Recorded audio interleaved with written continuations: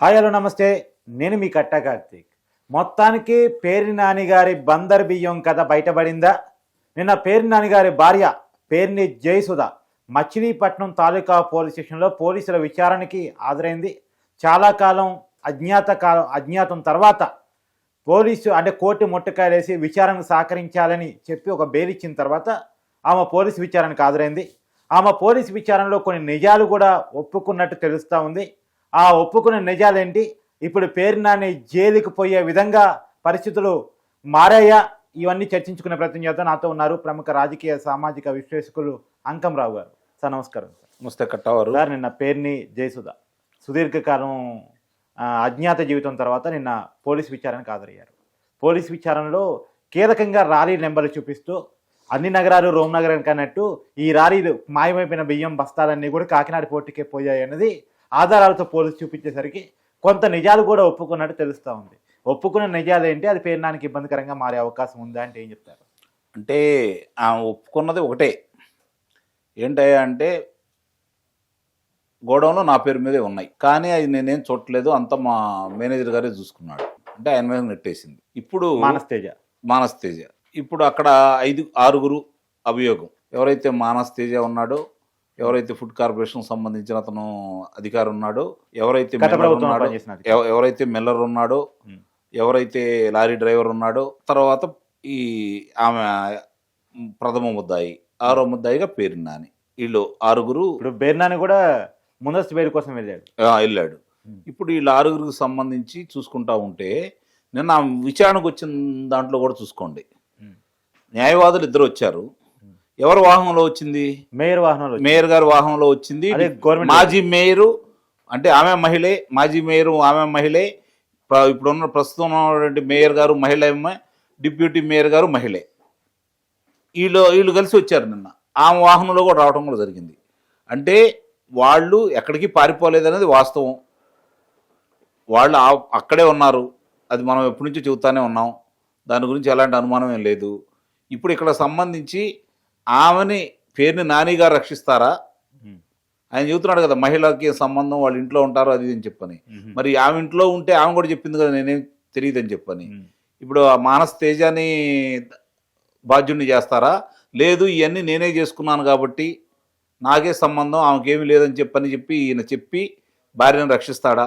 ఒకవేళ రక్షించినా కూడా, ఆ విధమైనటువంటి వాంగ్మూలం అతను ఇచ్చినా కూడా బాధ్యత ఆమె మీద ఉంటుంది కాబట్టి ఎంతో కొంత ఆమెకు కూడా దీంట్లో భాగం ఉంటుంది. అంటే దీంట్లోనే చాలా అనుమానం. వాస్తవంగా ఏంటంటే ఇంట్లో గరిట తిప్పి ఆమెని పక్కన పెట్టి బయట చక్రం తిప్పి ఆయన ఇరుక్కుంటాడా, లేదు అంటే వీరిద్దరూ పక్కగా పోయి ఒక మేనేజరు ఎవరైతే మానస్ తేజ ఉన్నాడో అతను ఇరికిచ్చేసి అతనే మొత్తం చేశాడని చెప్పి వదిలేస్తారా? ఇప్పుడు ఆయన్ని దీంట్లో ఇరికించడానికి, వీళ్ళు తప్పుకోవడానికి ఆ ధనం ఎవరి దగ్గరకు వచ్చింది లెక్కలతో సహా బయటకు వచ్చినాయి కదా.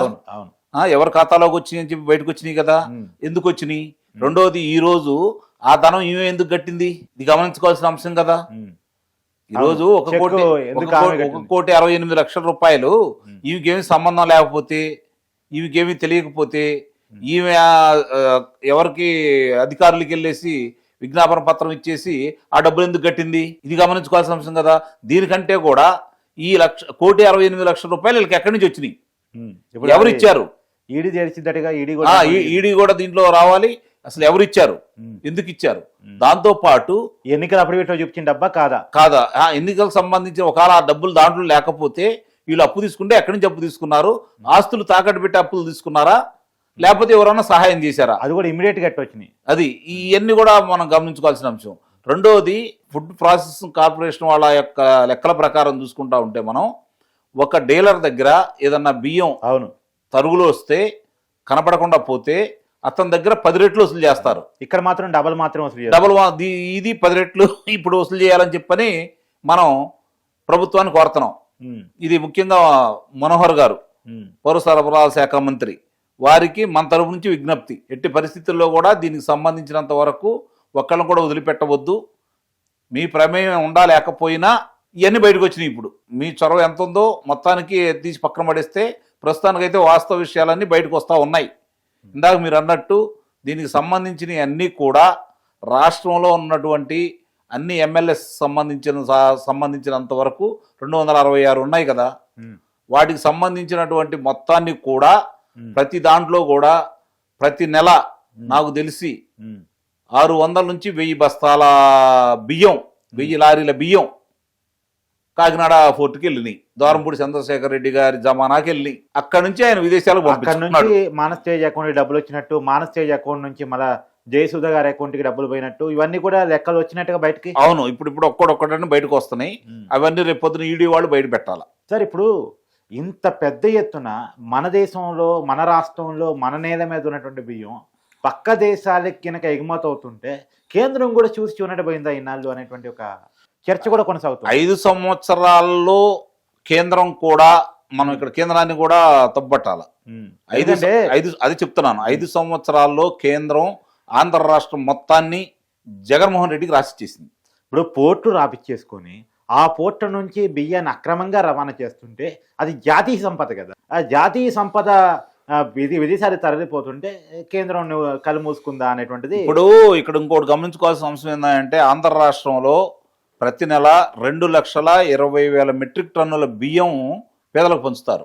అందుట్లో 40% ద్వారంపూడి చంద్రశేఖర్ రెడ్డి ద్వారా విదేశాలకి రవాణా అవుతుందని చెప్పి ఇప్పుడు వస్తున్నటువంటి గణాంకాలను దొరికితేనే కూడా చూడు. పేరు నాని దొరికిందా, బుగ్గన రాజేంద్రనాథ్ రెడ్డి అనుచరులు దొరికారు కదా.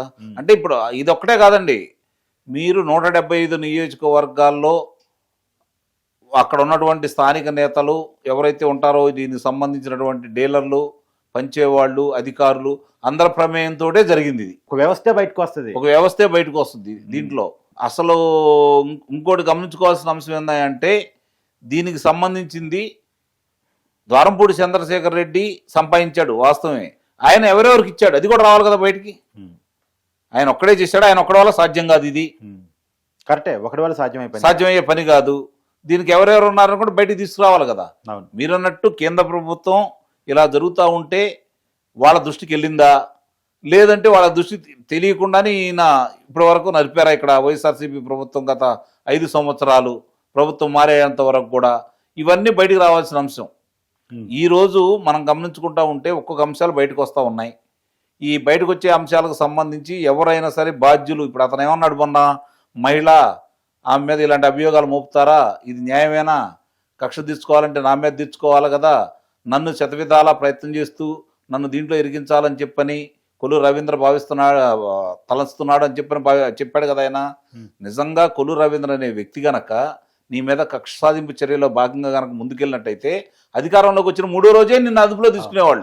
ఇంకోటి కూడా సార్, ఇదే కొల్లు రవీంద్రని ఎంత ఇబ్బంది పెట్టారు, చేశారు కదా, జైల్లో పెట్టారు కదా.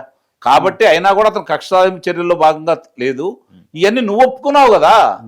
ఇప్పుడు అతను నొప్పించాడా, డబ్బులు నిన్ను కట్టమని చెప్పి ఆయన చెప్పాడా? అవును, నువ్వే ఒప్పుకున్నావు కదా. దొంగతనం నీ ద్వారా జరిగిందని చెప్పి నువ్వే ఒప్పుకున్నావు. మరి పక్కా మీద వేస్తే ఎట్లా? కాదు, ఇప్పుడు చంద్రబాబు నాయుడు గారికి బిస్కెట్లు వేస్తున్నాడు, ఆయన గొప్పతనం, మహిళల పట్ల ఆయనకున్న ఇది అని చెప్పేసి మాట్లాడుతున్నాడు. చంద్రబాబు నాయుడు గారిని పొగట్టం, పేరు నాని మొన్నటిదాకా తిట్టినోడు, మామూలు ఎప్పుడు పొగిడేవాడైతే నేను ప్రశ్నించాను. కానీ మొన్నటిదాకా పవన్ కళ్యాణ్ని, చంద్రబాబుని వ్యక్తిగతంగా ప్రెస్ మీట్ పెట్టి జగనన్న స్క్రిప్ట్ ఇచ్చి చదివినోడు ఇవాళ పొగట్టం అనేది ఎలా చూడాలి? వాళ్ళు మొట్టమొదటి నుంచి కూడా ఒక ప్రణాళికబద్ధంగా పోయిన సరే విజయసాయి రెడ్డి పవన్ కళ్యాణ్ గారిని పొగిడాడు. అవును, ఇప్పుడు ఈ పేరు నాని అనే వ్యక్తి చంద్రబాబు నాయుడు గారిని పొగుడుతున్నాడు. అంటే పొగడతలు పడతారనా? అంతే కదా, వాళ్ళు అనుకుంటున్నారు పొగడతలు పడతారు అని. ఇప్పుడు నువ్వు నేర్పిన విద్య నీరజాక్ష అని చెప్పని చట్టం తను బలిదానం చేసుకునే క్రమంలో ఈ రోజు ఎవరెవరు బాధ్యులో వాళ్ళందరూ బయటకు వస్తారు. సార్ నాకు ఒక డౌట్, బాలశౌరి రేవంత్ రెడ్డిని కలిసినందుకు ఎంపీ టికెట్ ఇవ్వని పో అన్నాడు జగన్మోహన్ రెడ్డి. వీళ్ళు అంతగానో ఒక ఆయన పవన్ కళ్యాణ్ పోడుతున్నారు, చంద్రబాబు నాయుడు పోడుతుంటే జగన్మోహన్ రెడ్డి పరిస్థితి ఏంటి? ఇప్పుడు ఆయన చెప్తేనే కదా వీళ్ళు మాట్లాడేది. వాళ్ళ అనుమతి లేకుండా వీళ్ళు మాట్లాడతారా? పోవడం చెప్తున్నాడా? అంతే కదా, ఆయన అనుమతి లేకుండా వీళ్ళు అంత స్వతంత్రంగా మాట్లాడే శక్తియుక్తులు వైఎస్ఆర్సీపీ పార్టీలో ఉన్నవాళ్ళు ఒక్కడ చూపించండి, ఒక వ్యక్తిని చూపించండి మీరు. అంటే ఇప్పుడు ఆయన కంట్రోల్లో ఉన్నారా అనేది కూడా డౌట్ అండి. ఆ పార్టీలో ఉన్న వాళ్ళందరూ కూడా ఆయన అదుభాగ్యంలో ఉన్నవాళ్ళే. ఎక్కడ సార్ కేతిరెడ్డి ఆయన మాట్లాడగానే అంత తొందర ఎందుకు వచ్చింది నీకు అని చెప్పేసి డైరెక్ట్ గా వీడియో చేస్తుంటే జగన్మోహన్ రెడ్డి విమర్శిస్తూ. వాస్తవమే అన్నారు, ఆయన మీద చర్యలు తీసుకున్నారా? లేదు కదా. తీసుకున్న పరిస్థితి జగన్మోహన్ రెడ్డి ఉంటే ఒకప్పుడు లెక్క గట్టిగా ఉన్న పరిస్థితి పార్టీకి లేదు కదా. కోళ్ళ నాయకులు వెళ్ళిపోతున్నారు, కార్యకర్తలు వెళ్ళిపోతున్నారు. పక్కన ఆయన ధర్నానగానే అవును శ్రీనివాస్ రాజీనామా చేస్తాడు. అవునవును. ఇంకోటి చెప్పగానే కన్నబాబు నేను ఉన్నాను పార్టీలో అంటాడు. అవును, అదే పరిస్థితి. ఇప్పుడు పరిస్థితి వాళ్ళకి అర్థమైపోయింది. అవును, ఒక భయంతో నాయకులు ఉన్నారు ఆయనమాట. భయం, ఆప్షన్ లేక కూడా. అవును, భయం ఒకవేళ ఉన్నా కూడా ఎందుకు లేవు, అప్పుడు పార్టీలు ఉన్నాయి కదా. భయం, మళ్ళీ వస్తామో రావాననే అపనమ్మకం వాళ్ళకి. మనమే అధికారంలోకి వస్తారేమో మళ్ళీ జగన్మోహన్ రెడ్డి, అధికారంలోకి వస్తే మనం కాదని బయటికి వెళ్తే ముందాలను చూశారు, వాళ్ళ బాబాయిని చూశారు, రఘురామకృష్ణరాజు గారిని చూశారు, అచ్చెన్నాయుడు గారిని చూశారు, వాళ్ళ పార్టీలో ఉన్నటువంటి లోక్సభ సభ్యుడు సత్యనారాయణ చూశారు. ఇంతమందిని చూసిన తర్వాత వాళ్ళు ఎలా అనుకుంటారు చెప్పండి? కోటమిరెడ్డి శ్రీధర్ రెడ్డి గారు కావచ్చు, లేకపోతే మామూలుగా ఆనం రామనారాయణ రెడ్డి గారు కావచ్చు, చూశారు కదా కళ్ళ ముందు. మరి చూసిన తర్వాత ఎలా ఉంటుంది వాళ్ళకి? ఆ మాత్రం భయం, ఆ భయాన్ని ప్రజలకు కూడా పరిచయం చేయాలనుకున్నాడు ఆయన. కాకపోతే నాయకులు భయపడ్డారు, ప్రజలు సమయం సందర్భం చూసుకొని కీలెరిగి కర్రు గాల్చి వాత పెట్టారు. Thank you.